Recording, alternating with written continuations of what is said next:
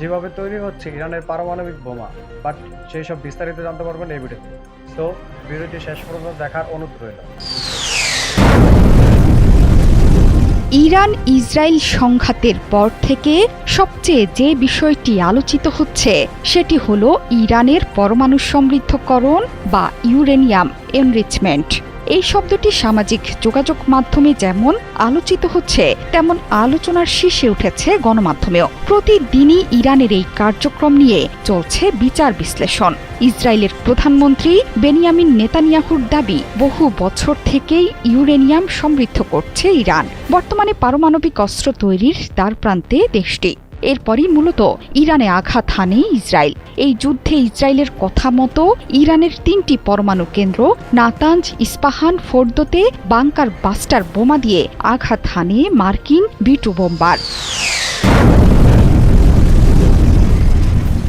এখন দেখা যাক এই ইউরেনিয়াম এনরিচমেন্ট আসলে কি, কিভাবে করা হয় এবং কতক্ষণ পর্যন্ত শান্তিপূর্ণ বলে মনে করা হয়। বিশেষজ্ঞদের মতে পরমাণু বোমা তৈরি করতে হলে ৯০% ওপরে ইউরেনিয়াম সমৃদ্ধকরণ করতে হয়। সেখানে ইরান এখন পর্যন্ত ৬০% সমৃদ্ধকরণ করে ফেলেছে। তবে বরাবরই পরমাণু অস্ত্র তৈরির কথা অস্বীকার করে তেহরান বলেছে, বিদ্যুৎ উৎপাদনের মতো শান্তিপূর্ণ কাজেই পরমাণু সমৃদ্ধকরণ করা হচ্ছে।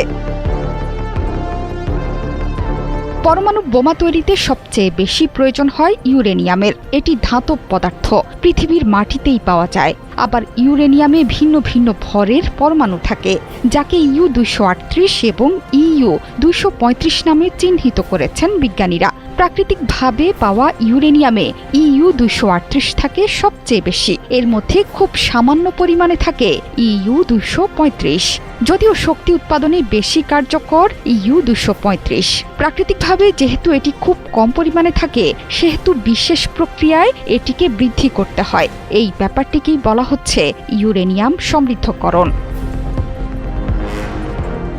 এটি করতে প্রথমেই খনি থেকে আকরিক ইউরেনিয়াম তুলে গুঁড়ো করতে হয়। পরিশোধনের পর সেটিকে ইয়েলো কেকের আকৃতি দেয়া হয়। এরপর রাসায়নিক প্রক্রিয়ায় ইয়েলো কেক ইউরেনিয়াম হেক্সাফ্লুরাইডে রূপান্তরিত হয়। এরপর হেক্সাফ্লুরাইডকে একটি সেন্ট্রিফিউজ মেশিনে ঘোরানো হয়। যন্ত্রটি দ্রুত গতিতে ঘোরে, এতে করে ইউ-২৩৫ আইসোটোপের ঘনত্বও বেড়ে যায়। বিদ্যুৎ উৎপাদনের জন্য ৩ থেকে ৫% পর্যন্ত পরমাণু সমৃদ্ধ করা হয়। সমৃদ্ধ ইউরেনিয়ামকে জ্বালানি রডে রূপান্তরের পর রডগুলো পরমাণু চুল্লির মধ্যে রাখা হয়, যেখানে পারমাণবিক বিক্রিয়ার মাধ্যমে তাপ তৈরি হয় এবং সেটা দিয়ে উৎপাদিত হয় বিদ্যুৎ। বিজ্ঞানীদের মতে মানুষের চারপাশে যা কিছু আছে সবকিছুই তৈরি হয়েছে পরমাণু দিয়ে। প্রতিটি পরমাণুর কেন্দ্র হল নিউক্লিয়াস। এই নিউক্লিয়াসের ভেতরে পরমাণুর শক্তি জমা থাকে, যা সাধারণ অবস্থায় বের হয় না। নিউক্লিয়াসকে ভেঙে ওই শক্তিটি বের করতে প্রয়োজন নিউক্লিয়ার ফিশন বা পরমাণু বিভাজন।